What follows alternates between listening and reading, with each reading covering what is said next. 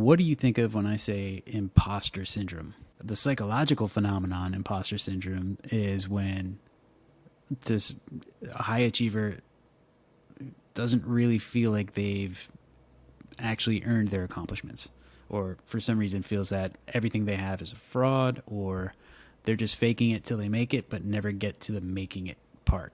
They just feel like they're still kind of faking it. So Yep.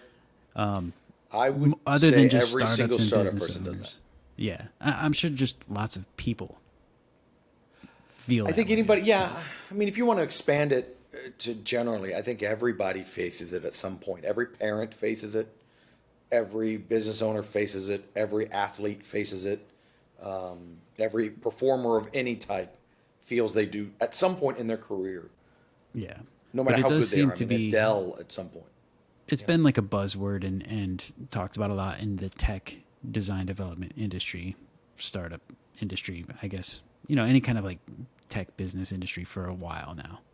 So, have Yeah, it's you real. or do you ever feel like you're suffering from imposter syndrome?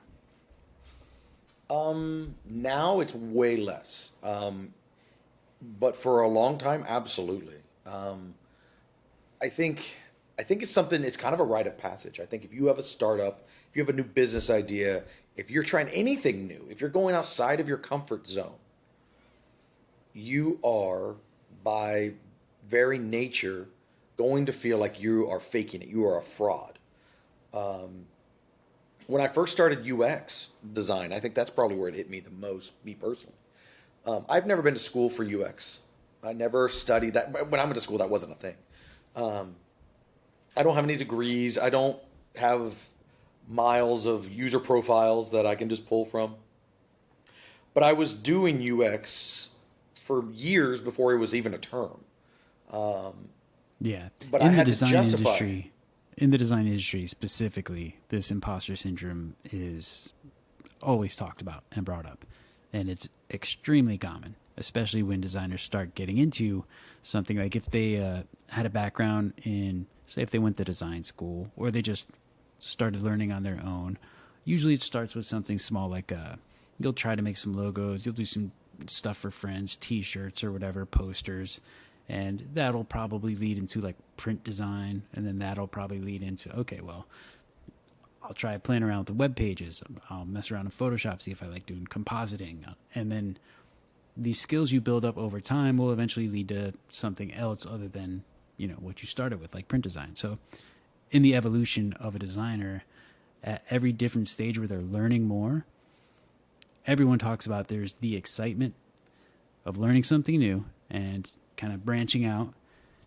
And then as you're going and you're getting better, you're getting a little bit of accolades from peers, or clients are liking your work, and you go further and further, and then you might hit a lull where things are kind of the same for a while, and you're like, okay, maybe I shouldn't be doing this. Maybe I should go back to what I was doing, or maybe I should do something else, just because you've kind of hit that plateau. And it could be something with inspiration, or it could be something with just maybe you've had a couple projects that went sideways, or maybe it's just you're not feeling as inspired as when you started. So in the design world, it's a little weird because you can show your work to people and people could say it's awesome. It's awesome. You have 50 people saying this looks great, great job. You have one person saying, really the UX pattern, you should do this and that. And then that one person is going to make you question yourself, and then you're going to have that imposter syndrome for a couple of weeks, if not longer, wondering, why am I even doing this? Maybe I should just throw it all in the river, throw my computer out the window, and just mow lawns for a living.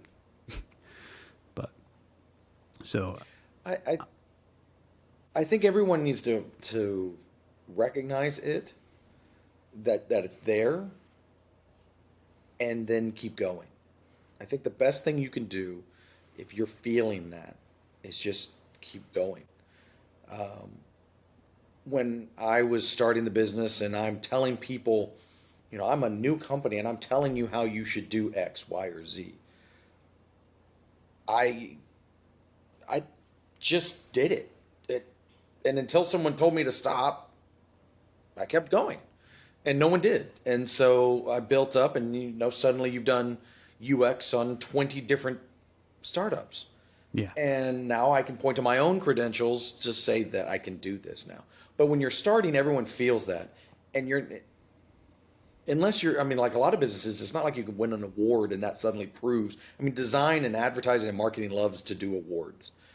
But I think it's like the only form of business I've ever seen that does all these awards. I mean, they all do it somewhat. But if you're not in one of those industries, that's not even an option. I'm just saying some people can say, well, I'm not an imposter. Look, I've got awards, right? You could point to that. Right. But if you're making jeans or you're making soap or you're making websites, you're making whatever, there's no award to point to. All you can point to is your own history. And if you don't have any history, then you're going to feel this. And that's completely and utterly natural.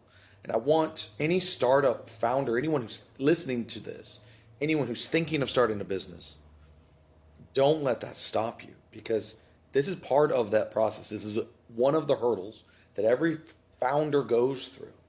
They feel inadequate. They feel undeserving. They feel like a fraud. And that's okay. Just keep going. Just keep doing it. Keep putting one foot in the other. And eventually, you'll realize you've walked 15 miles along this route, and you'll look back, and now no one can challenge you because you've done it. You know what I'm saying? I think, I just don't want people to stop. That's so easy just to bail. Oh, I'm not worthy of this. I shouldn't be here. You have every right to be at this table. If you've got an idea and you've got the drive and you've got the fortitude to keep taking another step, then you absolutely deserve to be here and running that business. It doesn't require something that you don't already have. If you have questions, Snyder Marks, you want to make fun of Gary, where would they do that?